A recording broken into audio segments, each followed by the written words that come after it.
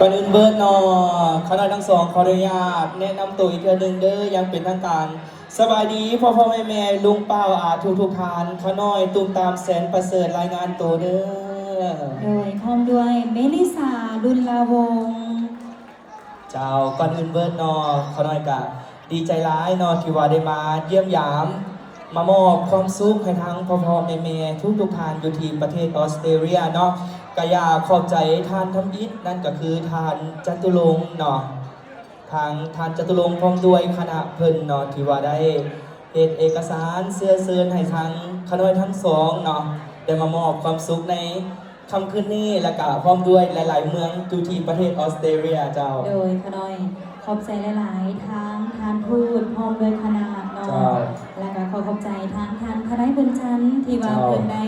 จัดแจงเอกสารเนาะให้พวกเขาได้มาออสเตรเลียแล้วก็ขอบใจสปอนเซอร์รักไงใจดีเนาะพิเศษทั้งทานขาวพร้อมด้วยครอบครัวเนาะหรือว่าพร้อมด้วยทางเล่ๆเนาะแล้วก็ขอบใจทั้งไอเป็ดพร้อมด้วยถุงเนาะแล้วก็ขอบใจทั้งเมสุดใจพร้อมด้วยครอบครัวแล้วก็ขอบใจทั้งป้อมแล้วก็ทั้งอาจารย์หมอนน้อยเนาะซึ่งว่าเป็นสปอนเซอร์รักสปอนเซอร์ใหญ่ใจดีเนาะที่ว่าลักๆที่ว่าเฮ็ดให้พวกเขาได้มาออสเตรเลียในครั้งนี้เนาะตุ้มตามเจ้าพิเศษเข้าใจเธอหนึ่งเด้อเนาะสำหรับอาจารย์แอร์เนาะอันนี้นี่แม่นนักดนตรีคู่หูพวกเขาตั้งแต่พวกขน้อยมาฮอดประเทศออสเตรเลียเลยเนาะนักดนตรีคู่ใจเจ้าเนาะแล้วว่าในนั้นก็ยังมีพิเศษอันนึงนั่นเซอร์ไพรส์ให้แกพวก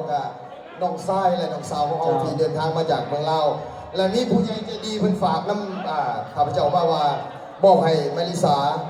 อันนี้เป็นของขวัญเพิ่นบอกประสงค์ออกน้ำ$300และจากทางตุ้มตามอีก$300อันนี้ก็เป็นพิเศษขอเสียงตบมือให้แกผู้ใหญ่ใจดีเพิ่นบอกประสงค์ออกน้ำและข้าพเจ้าก็มอบเป็นที่เรียบร้อยแล้วและฉะนั้นเพื่อให้มันจะแจ้งว่าข้าพเจ้าได้มอบถึงมือแล้วก็เดี๋ยวใดก็พวกน้องทั้งสองฝากขอบใจไปทางนี้เลยบางทีอาจจะถึงสายตาเพิ่นหรือบางครั้งเพิ่นอาจจะอยู่ในที่นี้ก็มีเจ้าขอขอบใจหลายเด้อเนาะสำหรับผู้ใหญ่ใจดีที่ว่าบ่ประสงค์ออกน้ำเนาะเพิ่นให้เป็นน้ำจิตน้ำใจให้แก่พวกขน้อยทั้งสองเนาะก็ขอขอบใจหลายๆเนาะขอให้กลับคืนไปเพิ่นร้อยเท่าพันเท่าสุขภาพแข็งแรงโชคหมานร่ำรวยตลอดปีตลอดไปเด้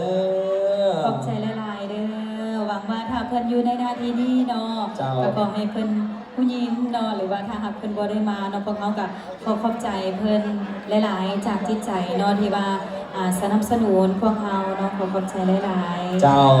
แล้ววันนี้ก้าวเข้ามาสู่งานเลี้ยงทรงของขน้อยทั้งสองที่ว่าจะได้เดินทางกลับสู่ประเทศลาวเนาะในค่ำคืนนี้คณะทั้งสองกับบ่มีหยังมามอบให้พ่อแม่อ้ายน้องทุกท่านเนาะมีแต่ขอแสดงความขอบใจน้ำหลายๆเด้อเนาะที่ว่าเสียสละเวลาอันมีคุณค่าของทุกทางเนาะมาร่วมให้กำลังใจพวกขน้อยทั้งสองเจ้าขน้อยจังซั่นแล้วพวกเขาบ่มีหยังมีแต่เสียงเพลงจะมอบให้และก็สิขออนุญาตลงไปถ่ายรูปเนาะตุ้มตามเนาะเพื่อเป็นที่ระลึกเนาะเพื่อเป็นภาพที่ประทับใจว่าครั้งหนึ่งพวกเขาน้อยสองคนเมลิสาและก็ตุ้มตามได้มาคอนเสิร์ตอยู่ที่ออสเตรเลียเนาะขออนุญาตเก็บภาพน้ำพ่อแม่พี่น้องน้ำอ้ายเนาะทางญาติพี่น้องของพวกเขาเพื่อเป็นความทรงจำดีๆครั้งหนึ่งในชีวิตของพวกเขาที่ว่าได้มาคอนเสิร์ตอยู่ที่ออสเตรเลียโอเคหลังจากนี้แล้วข้าพเจ้าจะเสนอให้ทางนักร้องสองท่านเพิ่นจะขออนุญาตนำบรรดาทานบรรดาแขกผู้ใหญ่ทุกท่านจะเข้าไปขอถ่ายรูปเป็นที่ระลึกจากโต๊ะนัมเบอร์1จนถึงนัมเบอร์31อันนี้ก็มือกองเพิ่นก็เตรียมพร้อมแล้วกันขอมอบเวทีและมอบสถานที่นี้ให้แก่พวกน้องทั้งสองเชิญในโอกาสนี้เลยขออนุญาตเด้อ